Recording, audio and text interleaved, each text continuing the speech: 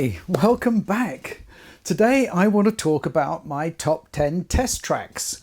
Maybe that's a little bit misleading because they're not really test tracks. They're more tracks that I use, yes, to test the system, but it's not really testing a system, it's assessing a system. And that happens a lot to me because people invite me over and I go to different companies and stuff and I'm listening to equipment all the time. And when I'm not enjoying listening to music, that is. And what I like to do is I need to assess the system. I need to put it in some kind of context. And it's really important to me.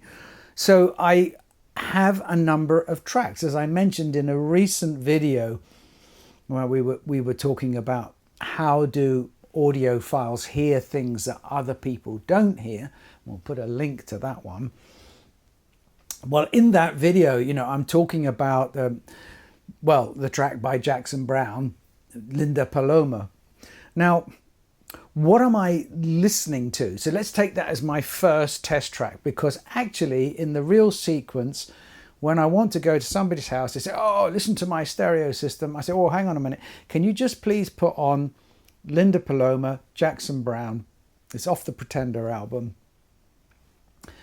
Because what I want to do is I want to set some context. Now, obviously, my brain is comparing it to what it would sound like in this listening room, what it would sound like in my home studio, what it sounded like on my friend's system, what it sounded like on AJ's system in London.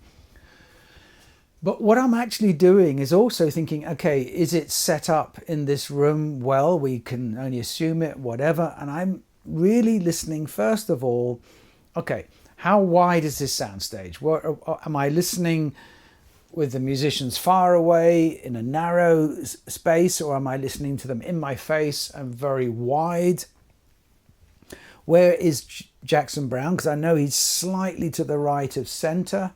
The guitars should be beyond the right speaker and beyond the left speaker. The harp is bright. It gives you a nice shiny glass-like sound, and then his voice is that with a lot of sibilance at the beginning. There is some there. Is it under control?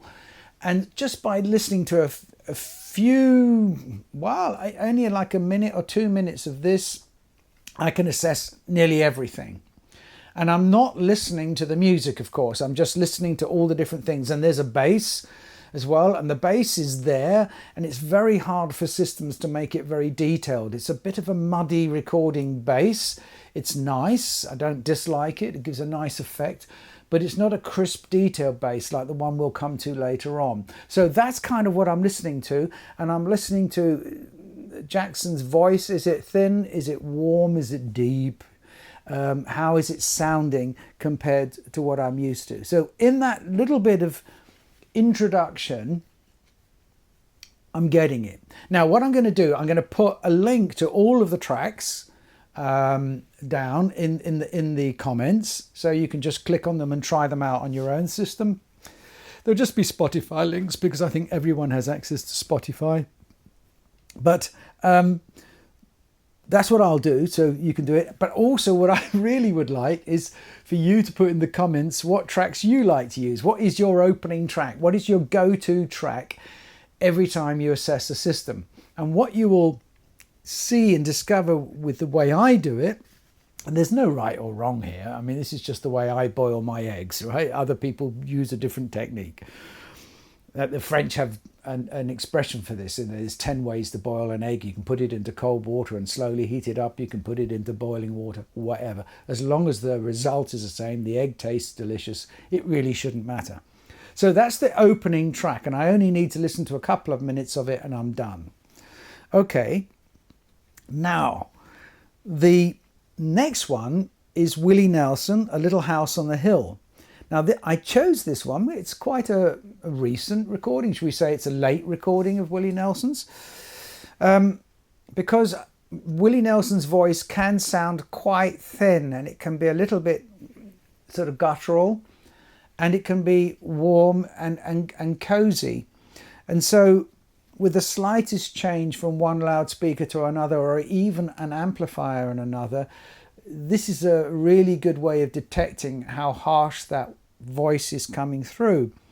There's no right or wrong here. It's just basically how you see it. The only way I take as right is kind of like my Neumann studio monitors, the way they're set up, because they are accurate. You know that's accurate. So I sort of take that as the cold medium, to be honest. For me, that's how I do it. So the interesting thing here is the backing singers on the chorus. They're right behind his head, and they are. If you were listening just on a sort of what do I call it, one of those Sonos speakers, smart speaker, you might be forgiven for not even noticing them because the sound is so on top of Willie's voice, it just fills up the voice. But with a really good system, you'll hear that the man is slightly to the left and the woman is slightly to the right behind him. And you'll hear clearly the differences in the voices, the three voices coming together. There may be more, but that's how I detect it. The other nice thing about this track is to listen out for the guitars, because there's so many different guitars, electric guitars, or his acoustic guitar and another string guitar, and you can hear where are they placed in the soundstage. Are they nicely, cleanly defined from the left speaker to the middle between the two, just a bit towards the left, and then his in the middle, and then on the right. So you really want to feel where those guitars are, and I kind of instinctively know that now, and my brain detects immediately if they're muddled or on top of each other or one of them is missing. And the good thing about this track, again, you don't have to listen to it all. You go through the beginning, boom, coming in, you get to the first verse, get into the chorus. I play the chorus back a little bit, just hear those voices in the chorus a little bit. Okay, that's enough. Then I can move on to the next one. And the next one is Tracy Chapman's Mountain of Things. And this is really good, again, because you don't need to hear it all. You can just focus on the opening and the beginning. And there's a number of things happening in Tracy Chapman's Mountain of Things. There's a triangle, which really should be nice and clear, and you should get nice full harmonics coming off it. There's a positioning of the percussion instruments, and there's a nice sort of gong cymbal that comes in, and it's subtle. It's not bang in your face. On a smart speaker in the kitchen, you might miss it. Or if you haven't noticed it, once you listen out for it, you should get it. Again, the depth of voice. How is her voice? Is it nice and rich and warm? Or is it thinnish? That's an important thing. Now, what else have we got here? Yeah, there's a very deep bass on the second stanza. So when that comes in, there's a sort of boom. And for some systems, you won't hear it at all, and for other systems, yeah, you'll hear it really, really clearly. If you've got a lot of bass boom in your room, the speakers are pushed too much into the corner, or the thin cabinets and in a corner, whatever. It might be overpowering. It should just be there. It should be subtle. But this is the thing I listen to it for. On the chorus, she has an acoustic guitar, and she just basically goes dring, dring, and it's really, really subtle. Again, on a smart speaker, you might not hear it at all. But once you've heard it and once you're listening out for it, I find it a really interesting thing to hear, because I can measure how much clarity in the upper mid is there. Can I hear whether it's a steel string guitar or does it sound like a nylon string guitar, for example? And that's what I'm really listening to on that one. So once that's out of the way, we've now got with track one the soundstage, how wide it is. With Willie Nelson, we've got its ability to pick out those voices and to place the instruments in the right place.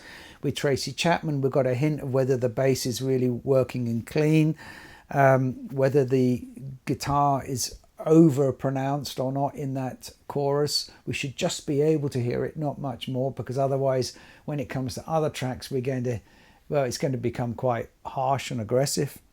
So then what I really want to do with the next track is focus on the bass. Now, the Sibelius loudspeakers, I've spent years working and designing and getting those enclosures exactly right. And what you need to be able to hear with the next track is extremely detailed bass. So every nuance in it. It's an acoustic double bass. It's on Dianne Reeves, sorry, One for My Baby. It's the classic song. And it's really just acoustic bass and her singing. And again, we don't need to listen to the whole track. It's a fabulous track. You don't need to listen to it all. We're listening to that bass. We're listening to the amount of decay in those sounds. And a bass note, you should sort of be able to feel those vibrations. You should be able to define those vibrations. It shouldn't just be a muddy, boomy sound like we had with the Tracy Chapman track. It should be nice and clean and defined. So what is the decay on the vocals? Is it dying fast? Is that echo in the vocal clear? Is it overpowering? That would be a good track for comparing, for example, the topping D90 DAC with maybe a Denefrips or another DAC. It's a nice way of listening to that vocal. It's very, very cleanly recorded. And I often, when I'm assessing a system, don't use good recordings, because if you've got a great recording, everything sounds fantastic. So when I have great recordings like this one, I'm using them to listen for very, very specific things. Now we move on to number 5, and it's Paul Simon, 50 Ways to Leave Your Lover. And I haven't really listened to Paul Simon for a very, very long time. And when Browne from the distribution for Riga came over to set up my turntables, one of the tracks he was listening to when he was just listening to the system, we were having a bit of fun and drinking a coffee together, and he immediately put this track on, and it reminded me of how brilliant Steve Gadd's drumming is. And what I'm listening for here is obviously that attack on the drum. And the brilliant thing is, of course, is that we can keep repeating, go back, back, back, back. So we can stop before Paul's voice comes in until we've really got into our heads how that something boom, boom, boom, boom, boom, boom, boom, boom, boom, boom, boom, boom. How much decay, how much reverb have we got on the voice? How hard is that attack on the drum? And then when Paul's voice comes in again, how is that sounding? But if you're not an expert on his voice and how you think it should sound, it's hard for your memory to make that link, because he's got one of those voices which sounds nice on any system. It's just a very, very forgiving voice. So now we've got the percussion and that attack. It's time to move on to my track 6. And this is Tom Jones's recording of What Good Am I? It's a Bob Dylan song.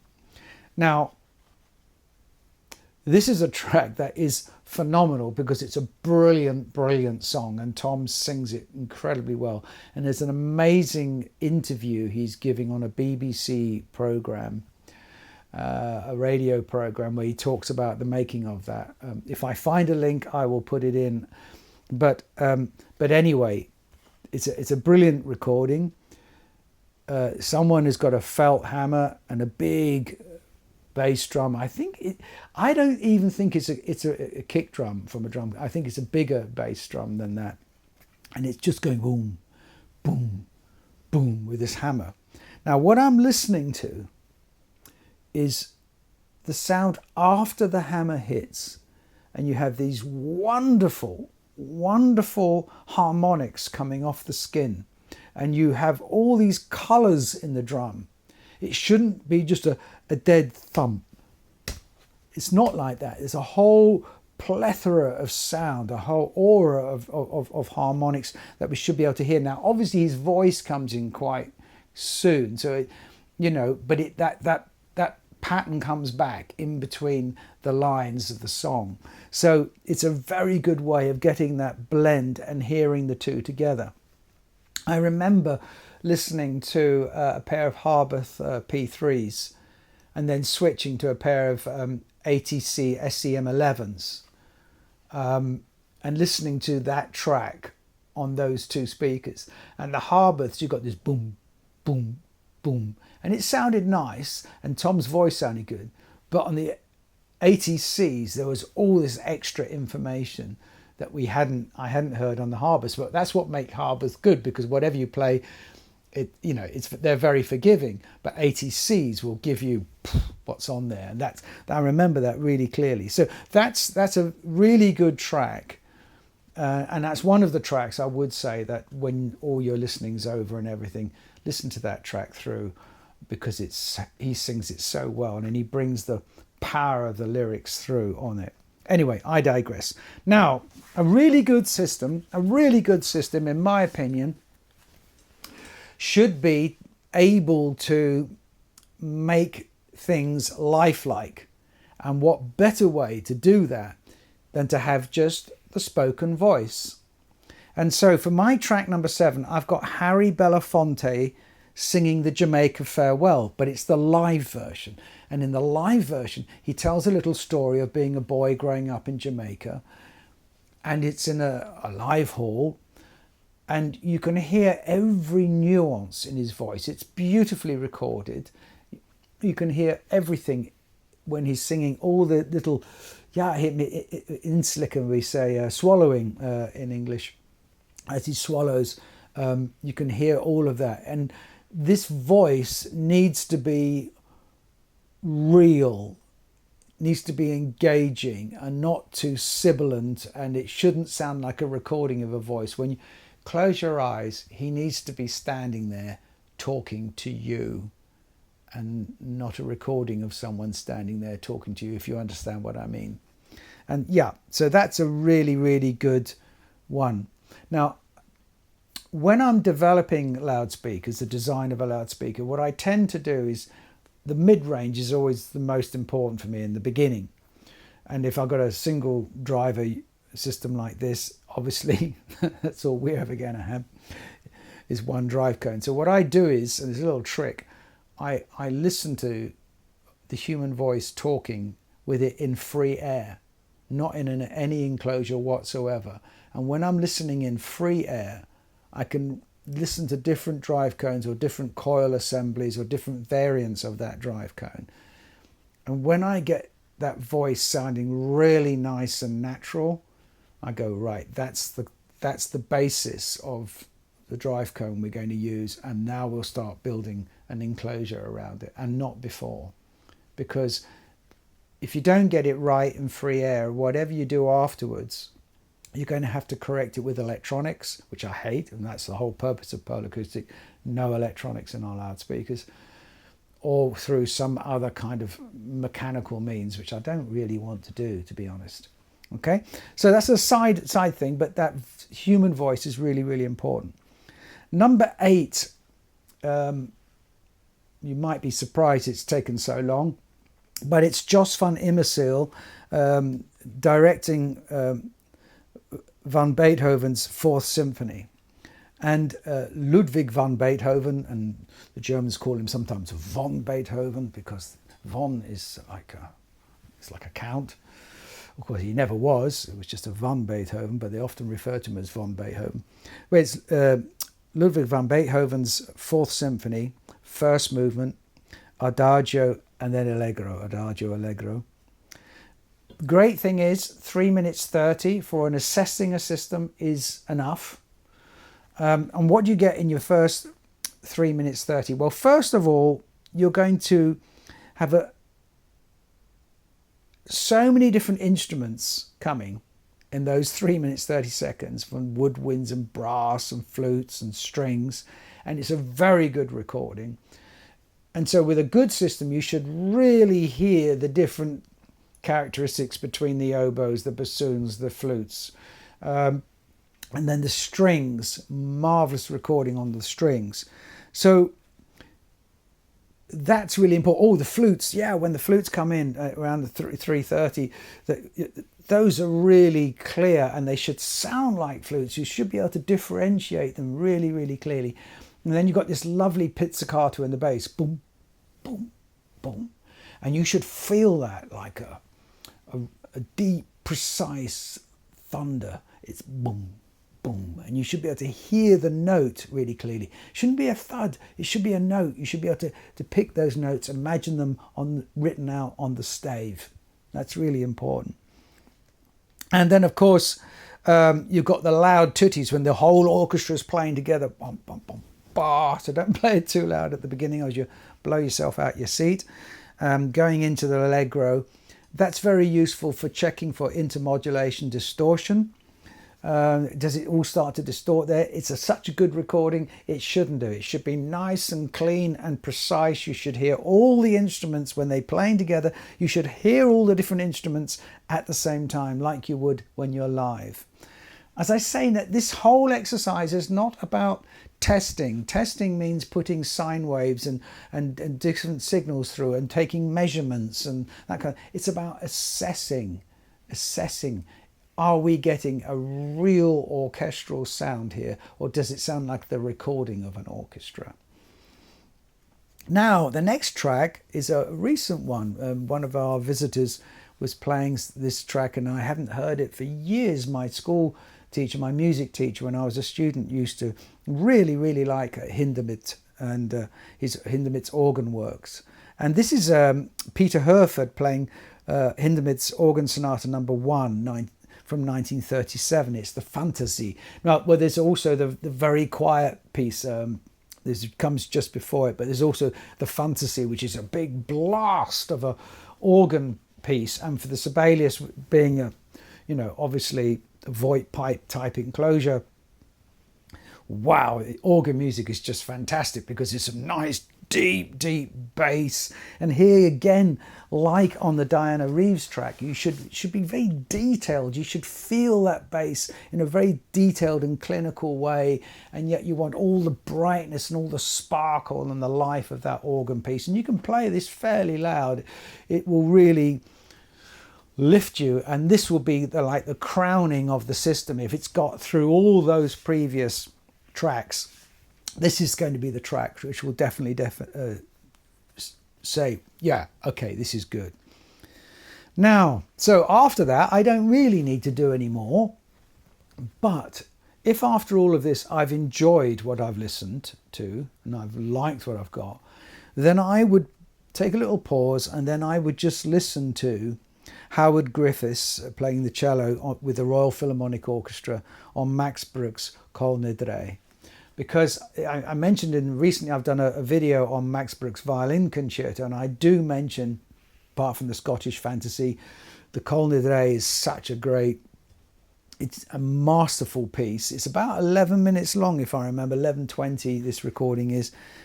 If it's a good system and you've really enjoyed it, you should be able at the end of that just to sit for 11:20 and really enjoy the music without interruption, without feeling the need to talk or check your watch or your phone, because a good system should pull you into it. It really should be that you are on that stage, you're in the audience, and the musicians are on that stage, you've got your eyes closed, and it should just envelop you. Not like headphones, not in your head. It's just like closing your eyes. You should be in that hall in front of those musicians. And what they're playing and what they're doing should be the reason you're there, and not the sound that they make. And if you can get through the 11 minutes 20 of Kol Nidrei and go, wow, at the end of it, then, for me anyway, I've got a really good system. Well, please tell me what tracks that you like to do. And when you mention the tracks, please also say what you listen out for when you're listening to those tracks, because that's what's going to be useful. I mean, you can just choose one that you like to play as loud as the system and go, and you say, I'm listening out to see if my ears bleed. I don't know, I'm just having a bit of fun here. But tell us, I really like to listen to this track because I'm listening out for that triangle in the third verse, or I'm listening out for this.